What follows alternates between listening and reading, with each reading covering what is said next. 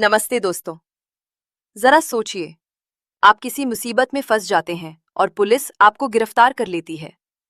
आप 80 से 90 दिनों से जेल में हैं और जब आप बेल यानी जमानत के लिए कोर्ट जाते हैं तो जज साहब आपसे कहते हैं कि बेल तो मिल जाएगी, लेकिन शर्त यह है कि आपको अपना घर या अपनी जमीन बेचनी पड़ेगी और वो पैसा उन लोगों को देना होगा जिन्होंने आप पर केस किया है।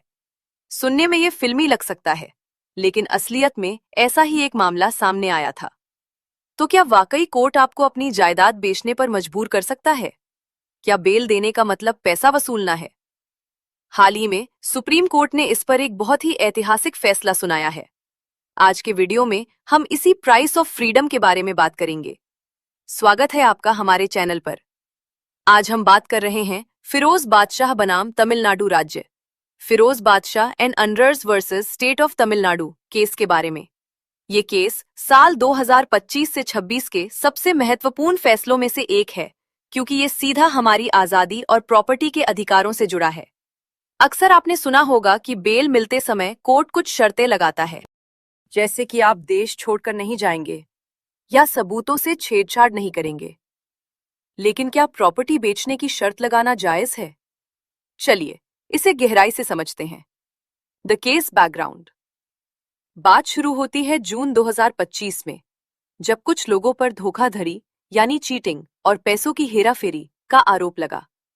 पुलिस ने एफआईआर दर्ज की और आरोपियों को गिरफ्तार कर लिया गया। ये लोग करीब 83 दिनों तक जेल में रहे। जब इन्होंने सेशंस कोर्ट में बेल की अर्जी दी तो वहां से वो खारिज हो गई। इसके बाद मामला पहुंचा Madras high court. Madras high court ने इन्हें बेल तो दे दी, लेकिन एक ऐसी शर्त रख दी जिसने सबको चौंका दिया। हाईकोर्ट ने कहा कि आपको अपनी इमवेबल प्रॉपर्टी यानी जमीन, घर या बिल्डिंग बेचनी पड़ेगी। उस बिक्री से जो भी पैसा आएगा उसे उन लोगों में बांटा जाएगा जिन्होंने आपके खिलाफ शिकायत की है।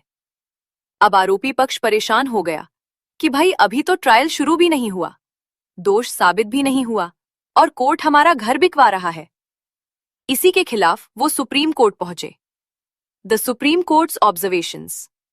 सुप्रीम कोर्ट ने जब इस मामले को देखा तो उन्होंने बहुत ही सख्त रुख अपनाया।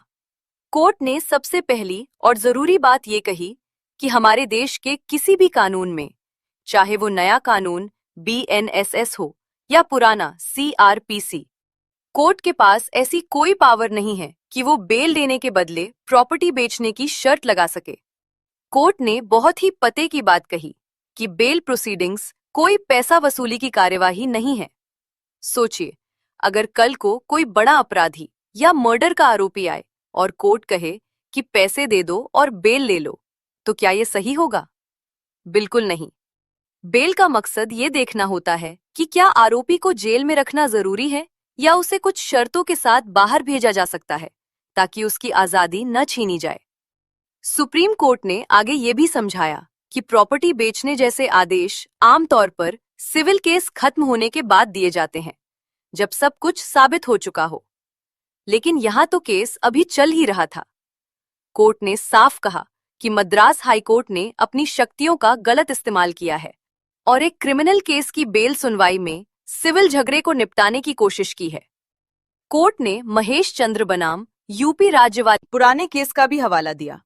उन्होंने कहा कि बेल की शर्तें ऐसी नहीं होनी चाहिए जो खुद में एक फाइनल सजा जैसा लगे। अगर आप बेल के दौरान ही आरोपी का घर बिकवा देंगे तो ट्रायल खत्म होने के बाद क्या बचेगा? ये तो एक तरह से बिना जुर्म साबित हुए सजा देने जैसा हो गया। सुप्रीम कोर्ट ने साफ किया कि बेल की शर्तें फेयर और लॉजिकल होनी चाहिए, ना कि आर्बिट्रेरी यानी मनमानी। आप किसी को अपना घर बेचने के लिए मजबूर नहीं कर सकते सिर्फ इसलिए कि उसे जेल से बाहर आना है। तो दोस्तों, अंत में सुप्रीम कोर्ट ने हाई कोर्ट की उस शर्त को रद्द कर दिया और कहा कि प्रॉपर्टी बेचकर पैसे जमा करने की शर्त पर बेल देना पूरी तरह से गलत है। ये फैसला हमें याद दिलाता है कि कानून की प्रक्रिया में शॉर्टकट नहीं लिए जा सकते और न्याय का मतलब सिर्फ पैसा वसूलना नहीं होता। उम्मीद है आपको आज की ये कानूनी जानकारी आसान भाषा में समझ आई होगी।